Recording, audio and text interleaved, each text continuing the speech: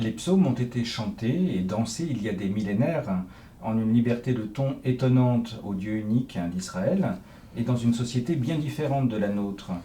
Comment percevez-vous leur présence aujourd'hui, au XXIe siècle, face à cet héritage? Je crois que hier comme aujourd'hui, au XXIe siècle, comme au temps de l'écriture des psaumes et de leurs prières, les hommes et les femmes continuent de chanter et de danser. Effectivement, ce qui est un petit peu l'essence du psaume, ou du moins sa manière de le mettre en œuvre, finalement n'a pas changé et traverse les cultures. Il y a peut-être quelque chose ici qui révèle le sens profond d'un psaume, et même le sens profond de l'ensemble des livres de la Bible finalement, qui s'adresse ou qui s'appuie toujours sur l'expérience humaine de tous les hommes, presque, j'allais dire, au plus petit dénominateur commun, c'est-à-dire que chaque homme, chaque culture, chaque temps est traversé par ces textes bibliques, et chacun se sent concerné par eux. Donc, quelle que soit la distance culturelle, alors bien sûr, il y a des mots, il y a des choses des références qui peut-être peuvent échapper aux contemporains, mais profondément, ces psaumes révèlent quelque chose de l'identité de ce qu'est profondément l'homme. Et c'est l'héritage de l'humanité, c'est l'héritage de l'humanité à l'état brut, c'est l'humanité à l'état brut. Dans un psaume, on y découvre l'ensemble de tous les sentiments humains, finalement, qui sont vécus, exprimés, et une manière non seulement de dire les sentiments humains et d'associer justement le corps dans la prière, parce que l'homme n'est pas qu'un pur esprit ou un sentiment. Donc associer le corps, le chant, la danse, la louange, s'exprimer par le geste pour exprimer un mouvement intérieur, un état intérieur, une prière intérieure. Le psaume est au service de tout cela. Les psaumes se vivent au pluriel de nos jours, la liturgie des heures, la messe, la méditation ou encore la lecture. Comment nos contemporains sont-ils confrontés à leur réalité? Je crois que d'abord, un psaume doit être prié et exprimé. Et effectivement, nos contemporains les entendent essentiellement, pour la plupart, ceux qui se rendent à la messe, les entendent à la messe. Donc le psaume se situe après la première lecture, généralement un passage de l'Ancien Testament, est une réponse à ce passage de l'Ancien Testament. Donc une réponse qui suppose de prendre part à cette réponse et d'habiter ces mots. Or, bien souvent, dans l'exécution qu'on peut avoir des psaumes à la messe, l'assemblée est passive et écoute la prière. C'est un chantre qui lit ou qui chante le psaume, mais on le regarde, on l'écoute. Et je crois que c'est une faiblesse. Je crois que c'est une faiblesse parce que du coup, les mots échappent à ceux qui devraient les formuler et les dire dans une prière. On n'écoute pas une prière, on prie. Et c'est une faiblesse que de ne pouvoir le faire. Donc j'encourage vivement aussi, comme liturgiste et comme prêtre, les assemblées à s'approprier le psaume, qu'il ne soit pas, si j'ose dire, confisqué simplement par un animateur ou par une chorale, mais redonner à chacun, que les textes circulent pour que chacun puisse se l'approprier, le dire, le formuler, même s'il ne comprend pas tout, c'est pas gênant. C'est un mécanisme de répétition et d'appropriation qui se fait là. Et en tout cas, c'est forcément, et le psaume est là pour ça, forcément une réponse à la première lecture. Donc cette première lecture qu'effectivement on a entendue, eh bien on lui répond, donc il faut le formuler. Puis vous avez raison de dire qu'on la retrouve aussi, notamment dans la liturgie des heures, donc ces temps de prière, le matin les laudes, le soir les vêpres, entre deux ce que l'on appelle les petits offices, tiers, sexte, nonne, et puis les complis avant le coucher, et puis les vigiles également, qui généralement c'est une prière de nuit, qui effectivement rassemble l'ensemble du corpus des psaumes pour être priés par une communauté d'abord. Alors on peut les prier seuls évidemment, mais par une communauté. Et c'est une prière, c'est la prière normale de l'Église, c'est la première prière de l'Église avec l'Eucharistie. Tous les chrétiens y ont normalement accès à cette prière des heures. Elle n'est pas réservée aux seuls clercs ou aux seuls religieux, religieuses, mais véritablement c'est la prière normale des chrétiens. Donc je crois que on en prend conscience petit à petit, des propositions de prière se font dans ce sens-là, des couvents s'ouvrent pour permettre justement à certains laïcs de s'associer à cette prière, mais c'est encore insuffisant, et notamment dans la messe, où encore une fois, il faut redonner le texte de la prière aux gens et non pas l'écouter passivement.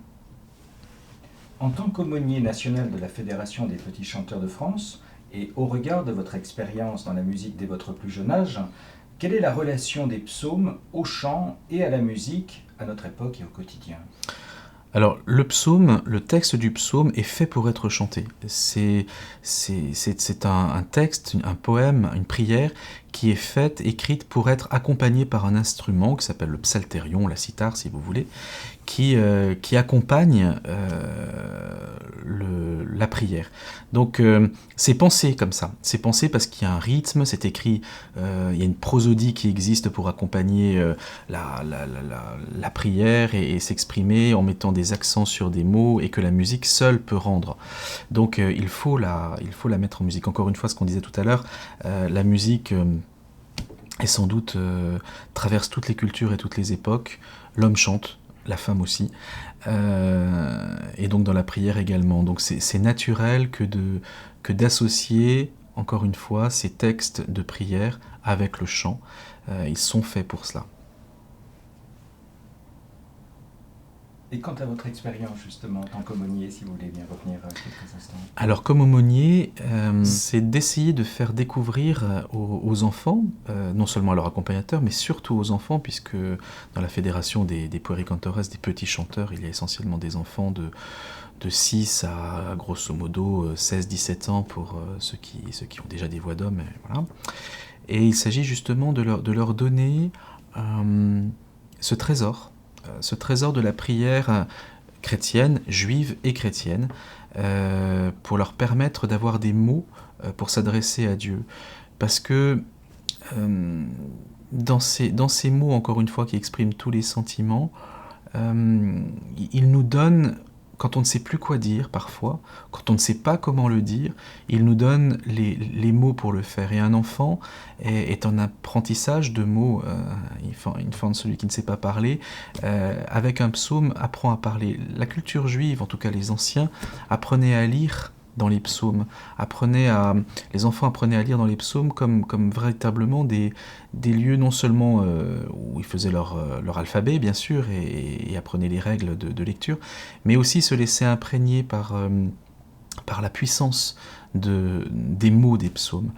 Et si les enfants peuvent le découvrir aujourd'hui, à la fois moi ce que je souhaite, ce que je leur dis de faire quand ils sont notamment animateurs dans les messes, c'est justement avec leur voix, avec la beauté aussi de l'exécution, d'accompagner et d'entraîner l'assemblée. Mais ils le font de manière toujours très très simple. Un psaume sera, ce que je les encourage à le faire, en tout cas, un psaume ne sera jamais chanté de manière trop compliquée pour que l'assemblée se sente au concert, mais au contraire se sente invitée à chanter avec. Et donc c'est très beau, c'est très juste dans l'exécution, mais avec une volonté d'entraîner. Et quoi de mieux à la limite qu'un enfant pour donner envie de chanter avec lui. Voilà, donc, et même donc de prier avec lui. Comment entrer dans la poésie des psaumes selon vous et quels conseils donneriez-vous à celles et ceux qui souhaiteraient les vivre au quotidien?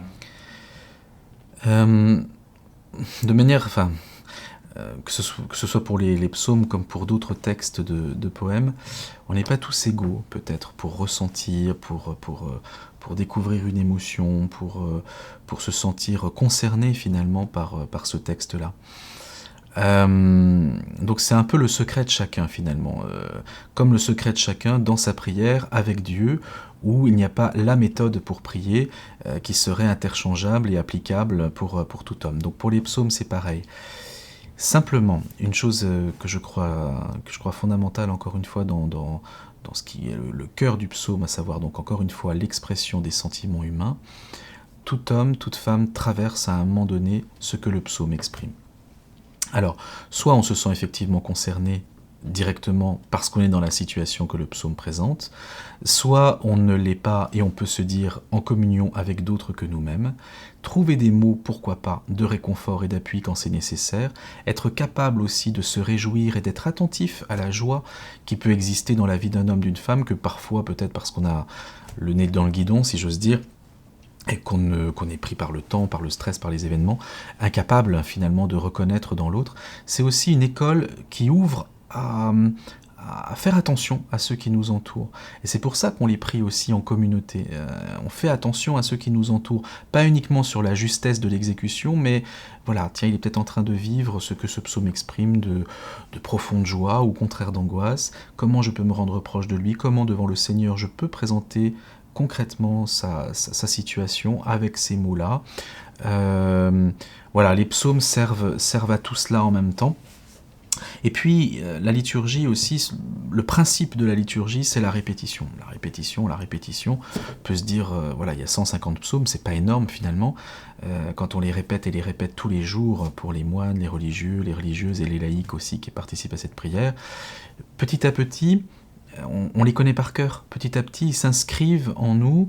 Petit à petit, ils deviennent presque des mots de référence ou des expressions de référence, un peu comme Marie dans le chant du Magnificat que l'on voit dans l'évangile de Luc, qui est... Marie n'a pas exprimé son Magnificat à partir de rien, c'est pétri de psaumes.